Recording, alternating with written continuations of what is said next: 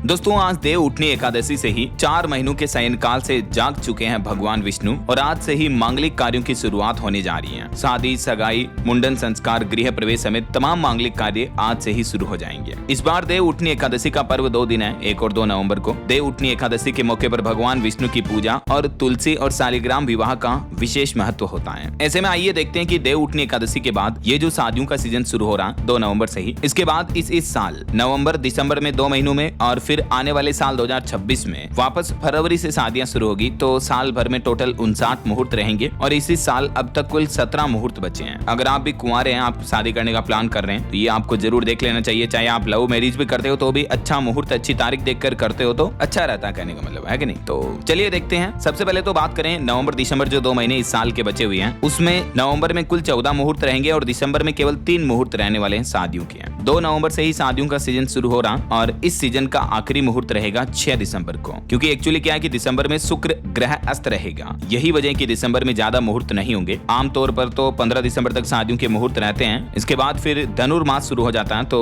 उसमें भी शादियां नहीं होती। जैसे देव सोए रहते हैं 4 महीनों तक, तब तक शादियां नहीं होती। तो वैसे ही फिर नए साल 2026 में वापस फरवरी के बाद शादियों के मुहूर्त शुरू होंगे। तो अभी इस साल 2025 में जो 2 महीने बचे हैं, नवंबर में किस किस तारीख को शादियों के मुहूर्त रहेंगे देख सकते हैं आप। 2 नवंबर, 3 नवंबर, 6, 8, 12 नवंबर, 13, 16, 17 नवंबर, 18, 21, 22, 23, 25 और 30। ये टोटल 14 दिन जो है शादियों के नवंबर में ढेर सारे मुहूर्त रहने वाले हैं। और दिसंबर में केवल 3 दिन लगातार रहेंगे, 4, 5, 6। उसके बाद दिसंबर में कोई भी शादी का मुहूर्त नहीं रहेगा। अब बात करें साल 2026 की, तो 2026 में शादियों के लिए कुल 59 दिन के मुहूर्त रहेंगे, जिसमें भी जनवरी में तो एक भी मुहूर्त नहीं है, क्योंकि हर साल तो लगभग 15 जनवरी को मकर संक्रांति के बाद धनुर्मास खत्म होते ही शादियों के मुहूर्त शुरू हो जाते हैं। लेकिन इस बार क्या है कि जनवरी में भी शुक्र ग्रह अस्त होने के कारण जनवरी में शादियों के लिए एक भी शुभ मुहूर्त नहीं रहेगा। हालांकि 23 जनवरी को जो वसंत पंचमी का पर्व रहेगा, इस मौके पर देश में कुछ जगहों पर शादियां जरूर होगी, क्योंकि वसंत पंचमी को परंपरा के अनुसार शादी के लिए सबसे बड़ा अबूझ मुहूर्त माना जाता है। लेकिन ज्योतिषाचार्यों के पंचांग के मुताबिक साल 2026 का जो अगले साल का पहला विवाह मुहूर्त रहेगा वो 5 फरवरी को रहेगा और 26 में भी साल का आखिरी शुभ मुहूर्त 6 दिसंबर को होगा। कुल मिलाकर साल 2026 में कुल 59 शुभ विवाह मुहूर्त होंगे। चलिए मंथ टू मंथ वाइज मैं आपको डेट्स स्क्रीन पर बता देता हूँ ताकि आप स्क्रीनशॉट ले लीजिएगा अगर आपको जरूरत पड़ती है तो। फरवरी में टोटल 12 शुभ मुहूर्त रहेंगे, 5, 6, 8, 10, 12, 14, 19, 20, 21, 24, 25 और 26 फरवरी को। मार्च में टोटल 8 शुभ मुहूर्त रहेंगे, 2, 3, 4, 7, 8, 9, 11 और 12 मार्च को।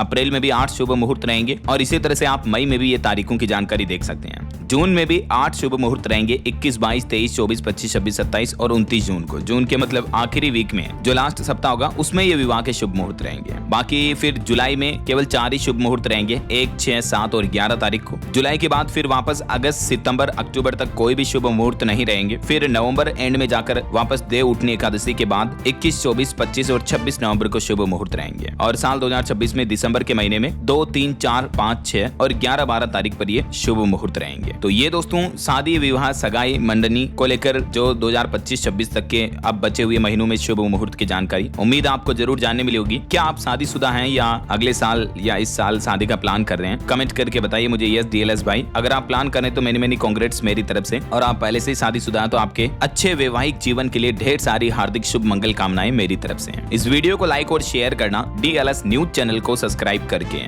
बेल आइकन जरूर दबा देना रोजाना ऐसे इन्फॉर्मेटिव जानकारियां, महत्वपूर्ण समाचार देखते रहने के लिए। ओके, ख्याल रखिएगा अपने आपका, अपने परिवार का। मिलेंगे अगले नेक्स्ट अपडेट में, तब तक के लिए जय हिंद, जय भारत, वंदे मातरम।